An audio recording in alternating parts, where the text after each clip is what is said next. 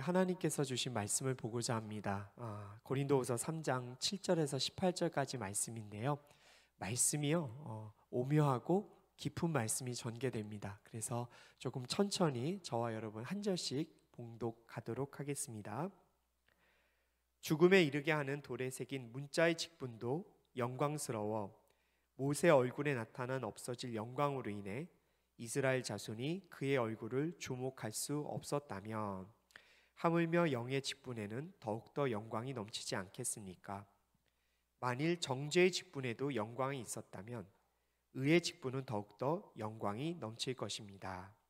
이 경우 한때 영광스럽던 것이 더 큰 영광이 나타남으로 인해 더 이상 영광스럽지 못하게 된 것입니다.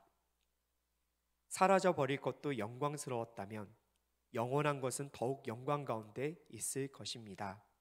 우리가 이러한 소망을 가지고 있으므로 더욱 담대하게 말합니다. 모세가 없어질 것의 결과에 이스라엘 자손이 주목하지 못하게 하기 위해 자신의 얼굴에 수건을 썼던 것 같은 일을 우리는 하지 않습니다.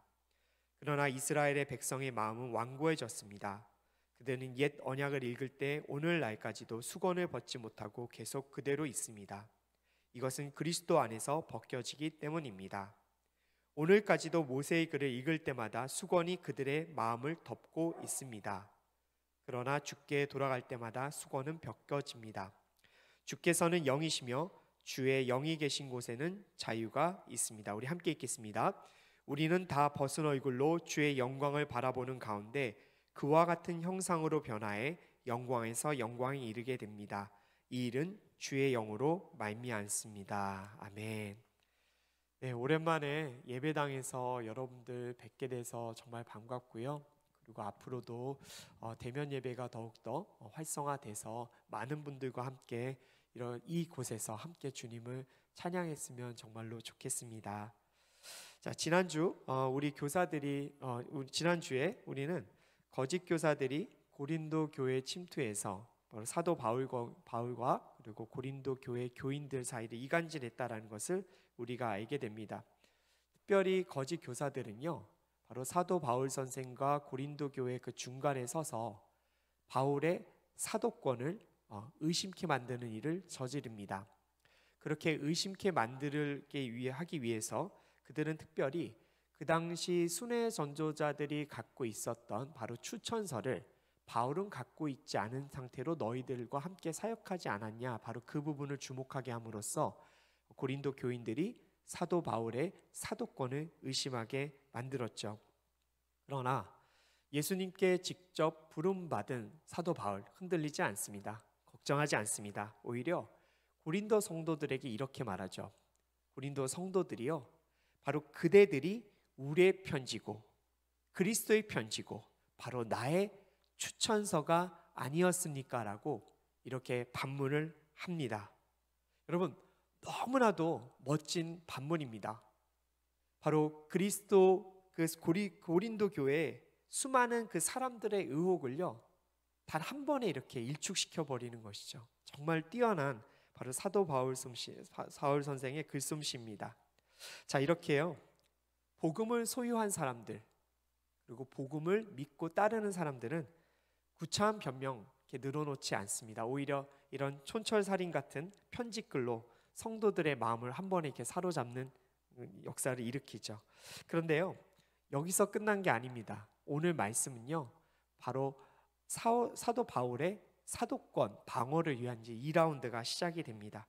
그래서 이 말씀에서 사도 바울이 자신의 사도권을 변호하기 위해서 특별히 쓰는 단어들이 있는데요. 어떤 단어들이냐면요, 영광, 의의 직분, 영의 직분, 이런 수건이라는 이런 독특한 단어들을 사용합니다. 그래서 여러분들이 영의 직분, 의의 직분, 이런 수건이라는 이 단어들을 좀 기억하시면서 말씀을 읽어 내려가신다면 오늘 하나님께서 우리들에게 어떤 메시지를 주는지 조금 더 명확하게 알게 될 것입니다. 자, 그러면 고린도후서 3장 7절에서 9절까지 말씀 자막을 통해서 읽도록 하겠습니다. 죽음에 이르게 하는 돌에 새긴 문자의 직분도 영광스러워 모세 얼굴에 나타난 없어질 영광으로 인해 이스라엘 자손이 그의 얼굴을 주목할 수 없었다면 하물며 영의 직분에는 더욱더 영광이 넘치지 않겠습니까? 만일 정죄의 직분에도 영광이 있었다면 의의 직분은 더욱더 영광이 넘칠 것입니다. 여러분, 말씀 이해 잘 되세요? 저는 설교 준비하면서도 잘 이해가 안 가가지고 몇 번을 이렇게 말씀을 살펴보았습니다. 특별히 여러분 7절 말씀에서요, 죽음에 이르게 하는 돌에 새긴 문자의 직분. 와, 어렵지 않아요, 여러분? 죽음에 이르게 하는 돌에 새긴 문자의 직분. 여러분 정말 이해하기가 좀 어렵습니다. 그리고 여기에 나온 영의 직분, 또 의의 직분, 이게 도대체 무슨 말일까? 왜 갑자기 바울은 이런 직분을 거론한 것일까요? 자, 배경은 이렇습니다. 자, 거짓 교사들이요, 사도 바울의 사도권을 의심케 하기 위해서 첫 번째 거론했던 게 뭐라고 말씀드렸죠? 추천서예요. 바울은 추천서가 없다. 그렇기 때문에 그는 진짜 사도가 아닐 가능성이 있다. 이렇게 얘기한 것이죠. 자, 두 번째로 뭐냐면요, 사도 바울 선생이 새 언약, 즉 복음만을 강조했거든요. 고린도 교회를 복음으로 세웠어요. 자, 그러다 보니까 거짓 교사들이 뭐를 갖고 지금 이렇게 의심케 했냐면, 사도 바울은 복음만을 말하는 자다. 그렇기 때문에 그는 율법을 경시하는 자일 수 있다라고 이제 고린도 교회 성도들을 현혹한 것입니다. 자, 그런데요, 이 문제가 굉장히 간단한 문제가 아니에요. 왜 간단한 문제가 아닌가? 고린도 교회에는요, 두 종류의 성도들이 있었어요. 첫 번째 성도들은 무엇인가? 이방 성도들이에요. 고린도 지역에 살다가 사도 바울 선생의 복음을 듣고 고린도 교회에 와서 신앙생활을 시작한 이방인들이에요. 그러니까 율법도 모르고 하나님도 몰랐는데 복음을 믿고 교회에 온 것이죠. 근데 두 번째 종류의 사람이 있었는데 누구였는가 마냐? 바로 정통 유대인들이 있었던 것이죠. 고향을 떠나서 이방 국가로, 이방 지역으로 와서 먹고 살고 열심히 신앙생활을 하다 보니 사도 바울 선생의 복음을 듣고 믿음을 고백함으로 고린도 교회에 온 사람들이에요.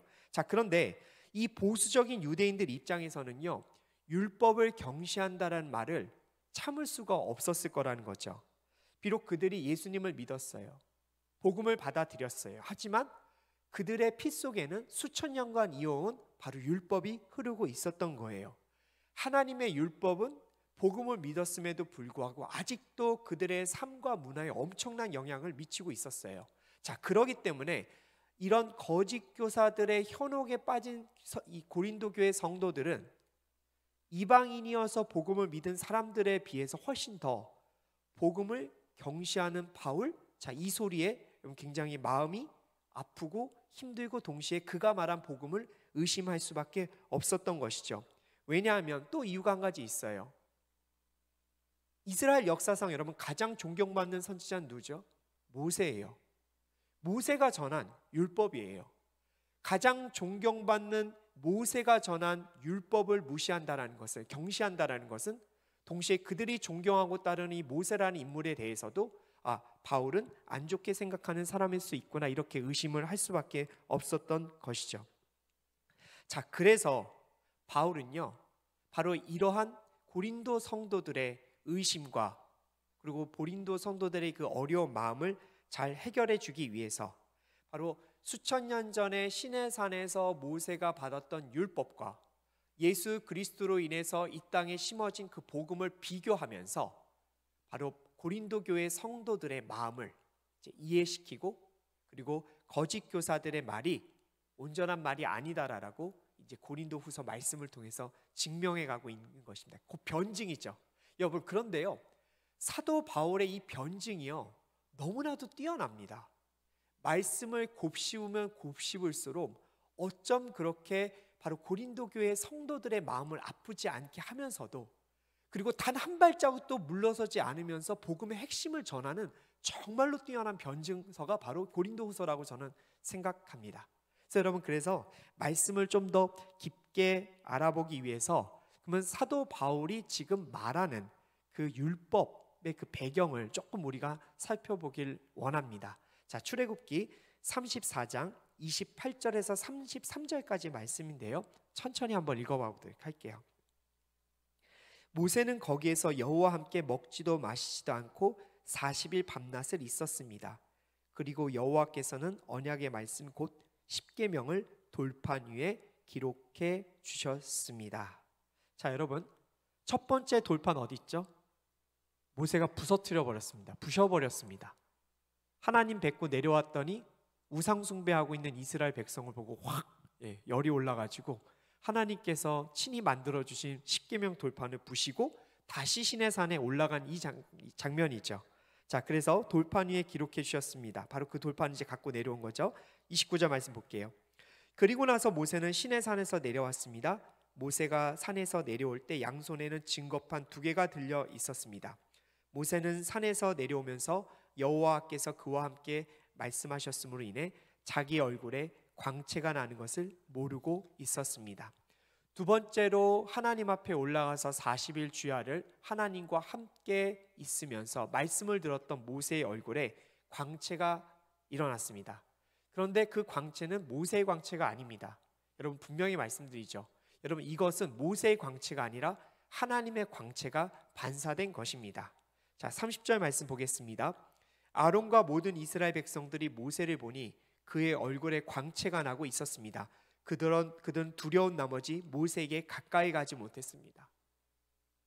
광채가 나는 그 모세, 하나님의 영광을 보게끔 만드는 그 모세 앞에 수많은 사람들이 두려워서 갈 수가 없었다라는 거.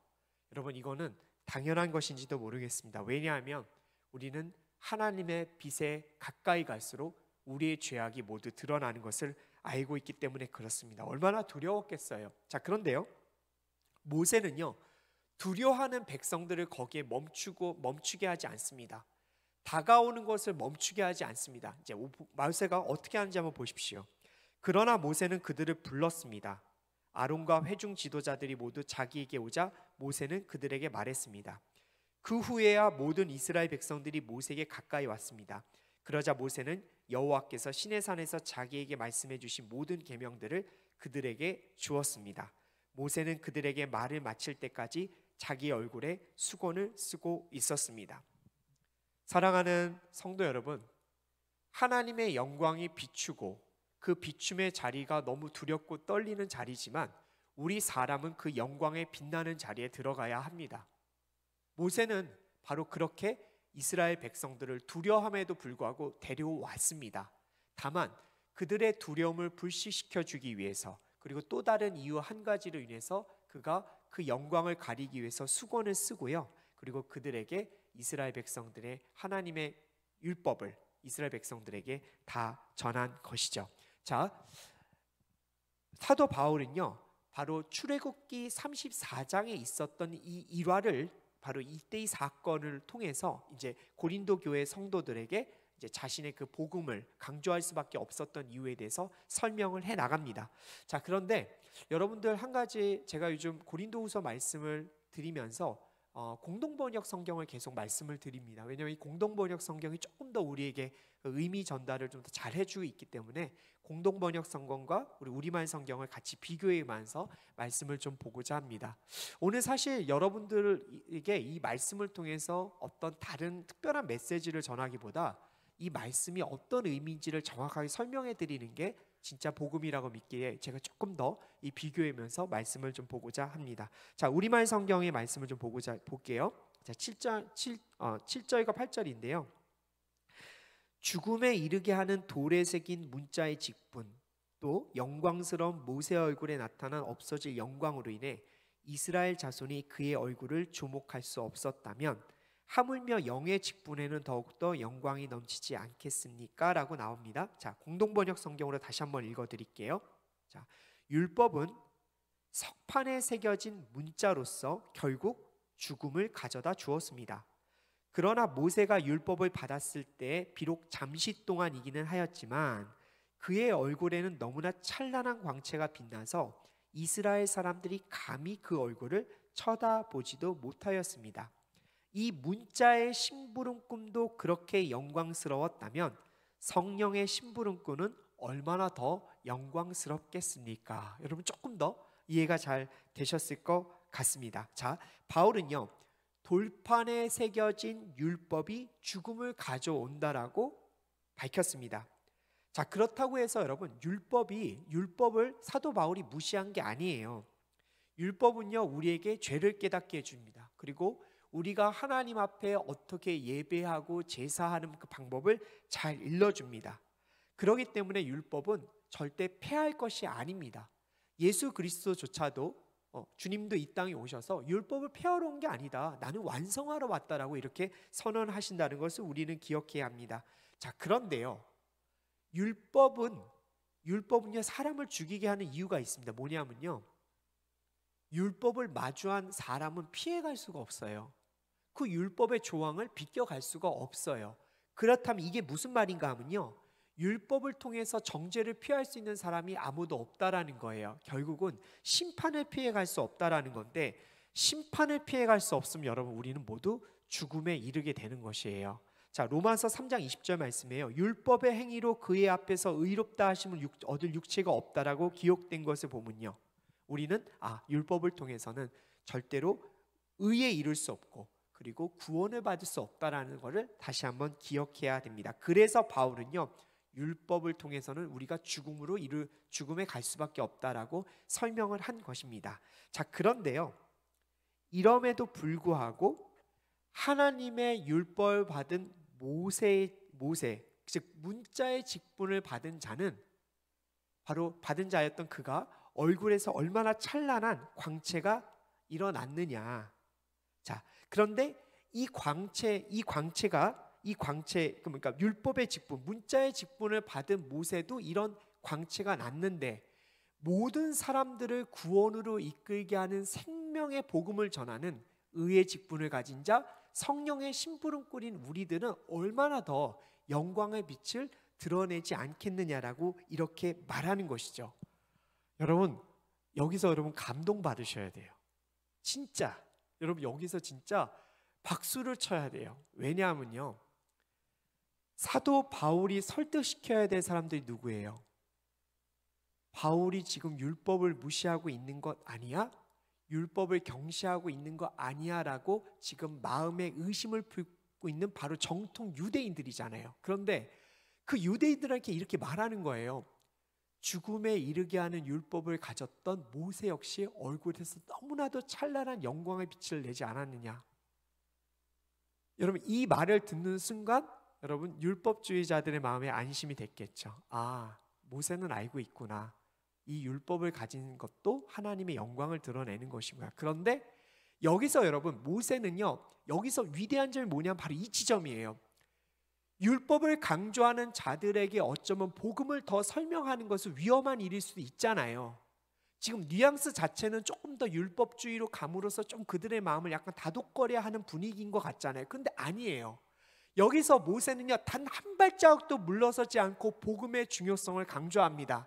자, 그런데 생명으로 이르게 하는 바로 이 복음을 전하는 우리는 더욱더 빛나지 않겠느냐라고 말함으로써 율법주의자들이 감히 말하지 못하는 그 복음의 영광의 위대함을 더 드러내는 거예요. 그들의 마음을 아프지 않게 하면서도 동시에 이 복음이 얼마나 소중한 것인지 알겠어라고 이야기하는 이 지점에서 쳐야 돼요. 와, 모세, 정말 이 사도 바울 대단하구나. 저 여러분 이 말씀 보는데요, 정말 이거는 성령의 지혜로밖에 나올 수 없는 정말 보석 같은 변증이에요.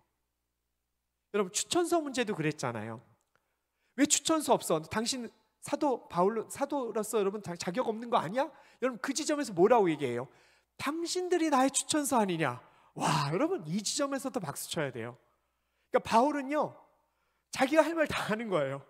그러면서도 고린도 교회 성도들의 마음을 전혀 다치지 않게 하면서 거짓 교사들의 그 거짓말들을 다 깨부시는 거예요. 여러분, 이게 진짜 사도 바울의 멋진 변증이에요. 그래서 여러분 이 고린도후서 말씀을 읽어가면서 박수가 나와야 돼요. 진짜 사도 바울 멋진 사람이었구나. 네, 그래서 우리는 이것을 통해서 의의 직분을 가진 자, 생명을 전하는 이 귀한 직분을 가진 자들 모두는 바로 하나님의 영광을 비치는 참으로 소중한 직분이구나라고 우리가 좀 깨달아 알았으면 좋겠어요. 자, 근데 여기서 한 가지 여러분들께 질문 드리고 싶어요. 여러분, 의의 직분, 생명의 직분, 그리고 성령의 심부름꾼이라는 이 직분을 바로 저와 같은 목사, 또 우리 예찬 전도사님 같은 분들만 가질 수 있느냐? 자, 이 질문을 여러분께 진지하게 드리고 싶습니다. 몇 달 전에요. 췌장암으로 지금 투병 중이신 저희 친구의 어머님을 뵈러 간 적이 있었습니다. 제 친한 친구였고요. 그런데 친한 친구 어머님이 이렇게 췌장암으로 고생하신다는 이야기를 듣고 안 갈 수가 없었습니다. 우리 어머님께서는 그때까지 복음을 믿지는 않으셨거든요. 그런데 어떻게 해요? 어머님이 복음도 모르고 주님도 모르는데 그렇게 가시면 안 되잖아요. 그래서 부랴부랴 이제 약속 시간을 잡고 그 어머님께서 투병 중이신 병원을 갔습니다. 췌장암에 걸리셨는데 참 먹을 것도 잘 못 드시고 움직임도 잘 갖지 못하시다 보니까 힘이 없으셨어요. 그래서 어머님 손 꼭 붙잡고 예수님께서 치유해 주실 것입니다. 정말로 예수님께서 정말 쉴만한 그 초장으로 우리 어머님을 인도하실 것입니다. 이렇게 꼭 붙들고 계속 기도해드리고 안수 기도했습니다. 한 30분 정도 어머님 손 붙들고 이마에 손을 대고 기도해드렸는데요. 그 이후에 기도가 끝나고 나서 이제 어머님 얼굴을 보았어요. 어머니 얼굴이 어땠을까요? 아들 친구 녀석의 목사라고 왔는데 내가 분명히 예수 그리스도 모르는 거 알고 왔는데 바로 그 앞에다 대놓고 손꼽 붙들고 막 친아들도 아닌데 막 어머니 얼굴에 손 올리고 막 안수기도 하면서 복음을 믿으셔야 된다라고 이런 저의 모습에 불쾌했을까요? 아니에요. 어머님 얼굴을 보는데 얼굴이 너무 평안하신 거예요. 밝게 웃으시더라고요. 고맙다, 애썼다. 그래도 네가 목사로 이렇게 자랐구나라고 이렇게 저한테 얘기해 주시는데 마음이 뭉클하더라고요. 그리고 그 복을 전하고 또 기도해 줄 수 있는 제 자신 스스로도요. 그래도 참 감사했어요. 이런 것이 바로 의의 직분을 가진 자, 주님의 생명을 전할 수 있는 자가 누리는 은혜여 왔습니다. 여러분, 이것이 바로 복음을 전하는 자만이 느낄 수 있고 가질 수 있는 행복이요 축복이고 특권이라고 저는 믿습니다. 여기 계신 분들도 분명히 평소에 예수님의 복음을 전하려고 마음을 품고 있고 또 전하고자 하는 노력을 갖고 있을 줄 저는 확신합니다. 자, 그런 마음을 갖고 있는 여러분 모두는 목회자가 아니지만 오늘의 말씀은 여러분들에게 바로 의의 직분을 가진 자요 생명의 직분을 가진 자라고 이렇게 선포하고 있습니다. 여러분, 직분을 가진 자는 당당해야 합니다. 그리고 직분을 가진 자는 행복해야 됩니다. 여러분, 예전에 우리 완장 같은 거 차고 초등학교 시절에 완장 차고 뭐 이렇게 선도부나 이런 거 했던 사람들도 알게 되고 또 실제 해보신 분들도 있을 것 같아요. 여러분, 직분을 가진 자는 이렇게 행복과 또 은혜가 있습니다.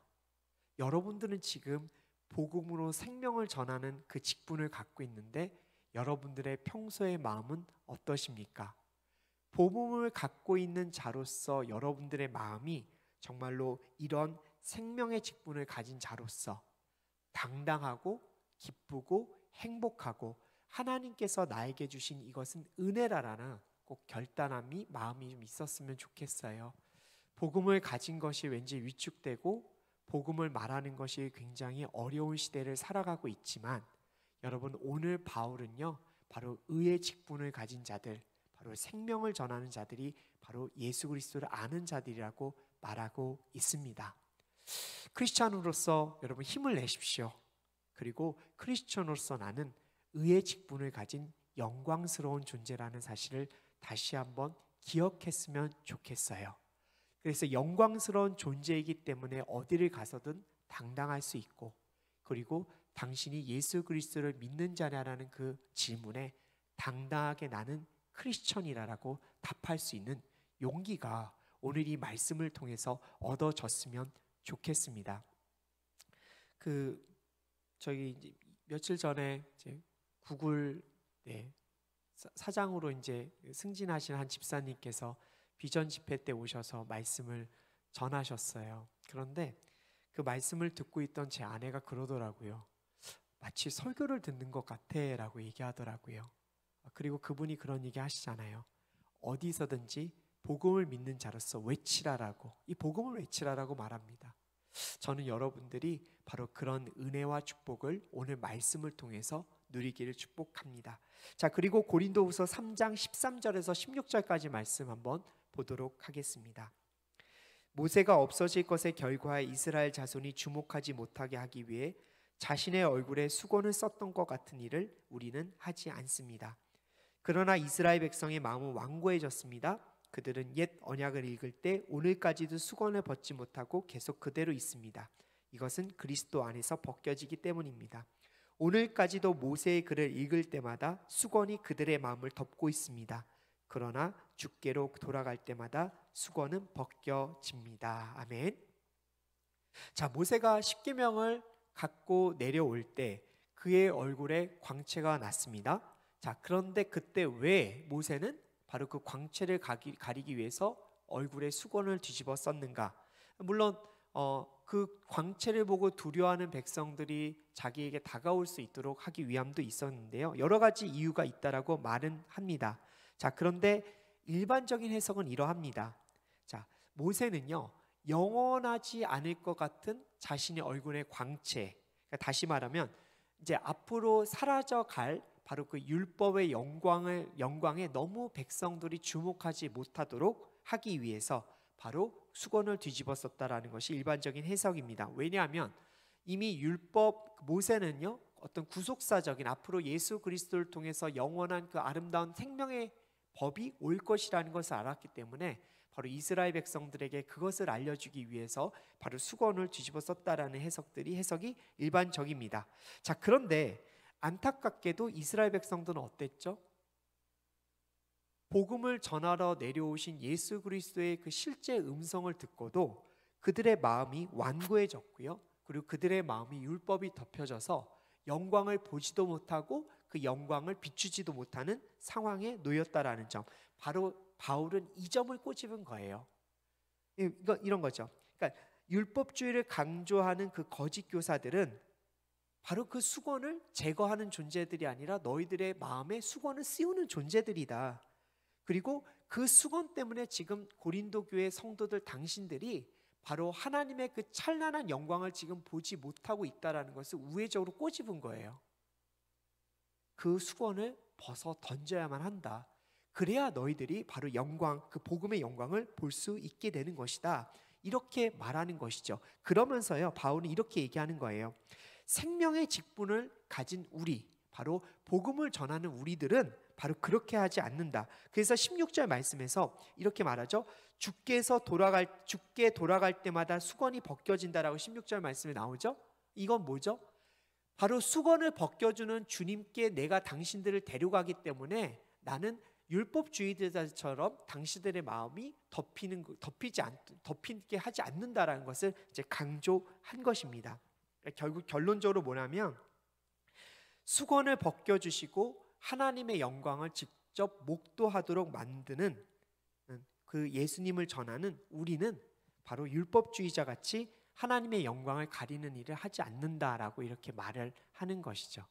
한마디로 율법주의자들 같지 않은 바로 우리가 전한 그 복음을 다시 한번 믿으라라고 고린도 교회 성도들에게 말을 합니다. 그리고 나서 17절 말씀에서요, 신약 복음에서 정말로 우리가 많이 인용하는 말씀을 사도 바울이 적습니다. 주께서는 영이시며 주의 영이 계신 곳에는 자유가 있습니다. 우리는 다 벗은 얼굴로 주의 영광을 바라보는 가운데 그와 같은 형상으로 변화해 영광에서 영광에 이르게 됩니다. 이 일은 주의 영으로 말미암습니다. 자, 복음을 믿고 주의 영광을 반사시키고 그리고 생명의 소망을 전하는 것뿐만 아니라 주의 영광을 바라보는 가운데 주님과 같은 형상으로 변화해 그 영광에 이르게 한다. 이것이 바로 의의 직분을 가진 우리들의 몫이다라고 이렇게 얘기하는 이 장면에서요, 유대인들은요 정말 뒤통수 맞는 것 같은 충격을 받았을 것 같아요. 자, 이유가 뭐냐면요, 여러분, 유대인들 입장에서 율법의 관점에서요, 유대인들의 하나님은 두려운 하나님이에요. 그 두려운 하나님 앞에서는 오직 무릎 꿇고 경배하고 감히 그 얼굴을 쳐다볼 수 없고 죄를 지으면 죽을 수밖에 없는 나약한 존재라는 걸 깨닫게 해주는 게 바로 율법이기 때문에 그래요. 자, 그런데요, 사도 바울 선생이 지금 이 구절에서 뭐라고 얘기했냐면요, 복음을 통해서 우리는 주님의 그 영광에 이를 수 있다라고 말한 거예요.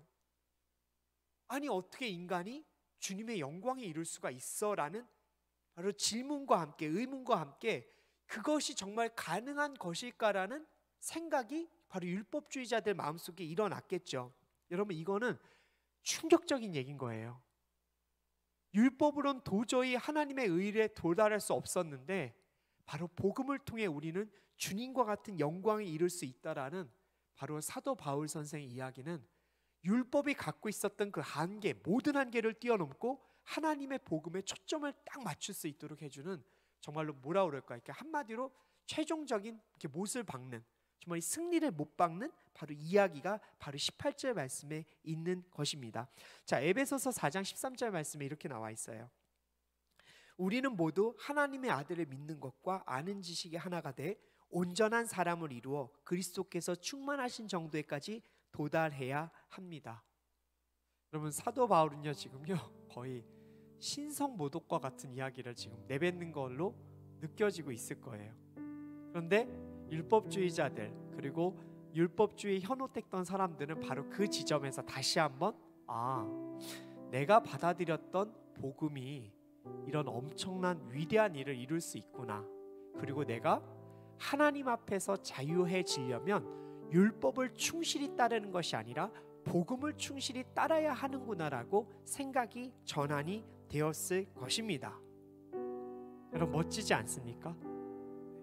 복음을 가진 자, 이렇게 자유한 자들은 바로 수많은 이들을 이렇게 복음 가운데 이끌고 그리고 복음을 통해 주의 영광에 이르게 하는 통로가 된다는 이 지점, 여러분 이건 정말로 너무나도 우리에게 은혜가 되는 말씀인 것이죠. 복음은 하나님의 질서죠.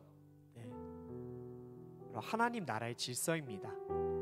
그런데 세상에도 여러분 이 질서가 있어요. 세상을 살다 보면 세상이 원하는 질서가 우리에게 강요될 때가 있어요. 최근에 이렇게 뉴스 기사를 보면서 많이 놀란 점이 뭐였냐면, 이렇게 한국이 집과 주식과 뭔가 투자에 목맸던 적이 있을까라는 생각이 들 정도로 너무나도 광풍이 일어나고 있어요.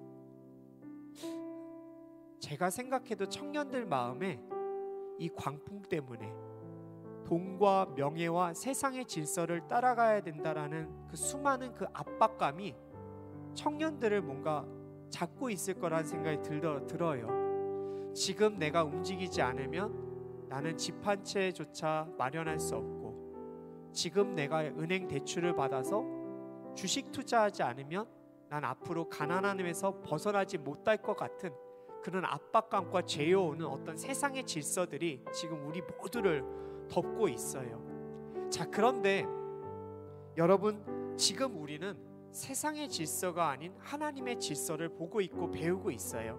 그런데 그 질서는 우리에게 지금 자유를 이야기해요. 세상의 질서가 아닌 복음의 질서를 따르면 우리는 이 자유함을 받을 수가 있어요. 그런데 여러분 이 자유함을 바로 여러분들의 주변 사람들에게 전하셨으면 좋겠어요. 그게 다가 아니라고요. 그게 다가 아니라고요. 세상의 질서 아무리 쫓아가도 평안을 얻을 수가 없다고요. 주식 투자, 집 투자를 잘못됐다라고 얘기하는 게 아니에요. 그 광풍에 휩쓸려가는 수많은 영혼들에게 그게 다가 아니다라고 말할 수 있는 여러분들의 마음과 입술의 준비가 있기를 원해요. 그게 의의 직분, 생명의 직분을 가진 자가 해야 될 정말로 사명이에요. 여러분 지금 그 의의 직분을 누리고 그 의의 직분대로 살아가고 계십니까? 오늘 사도 바울은 그것을 우리들에게 묻고 있는지 모릅니다. 직분을 갖고 있는데 직분을 전혀 갖고 있지 않은 자처럼 두려워하고 떨면서 세상의 질서를 쫓아가고 있지는 않은가? 아니면 의의 직분, 생명의 직분을 가진 자로서 흔들리지 않고 주의 질서를 선포하고 있는가? 여러분, 우리 의의 직분을 좀 누려보길 원해요. 복음을 가진 자로서 행복을 누려보길 원해요. 여러분, 여러분들의 먹고 입는 것 다 책임져 주신다고 하나님 말씀하셨어요. 집값이 이렇게 뛰어도요, 주식이 전혀 내가 살 수 없는 만큼 비싸게 올라도요, 여러분들의 목숨을 주님이 책임져 주세요. 여러분, 요셉 보세요. 그리고 요셉과 애굽 사람들 보세요. 얼마나 물가가 뛰었겠어요 당시에. 그런데 다 먹고 살았어요. 목사님 세상 물정 모르시는 것 같아요. 네, 저 몰라요. 전 세상 물정 몰라요. 그런데 하나님의 질서는 압니다. 그래서 하루하루 부족함 없이 주 앞에서 살아가고 있습니다. 복음을 전하는 자, 복음의 직분을 가진 여러분들도 이 아름다운 축복을 끝까지 누리고 전하길 원합니다. 이 시간 메시지를 갖고 기도하도록 하겠습니다.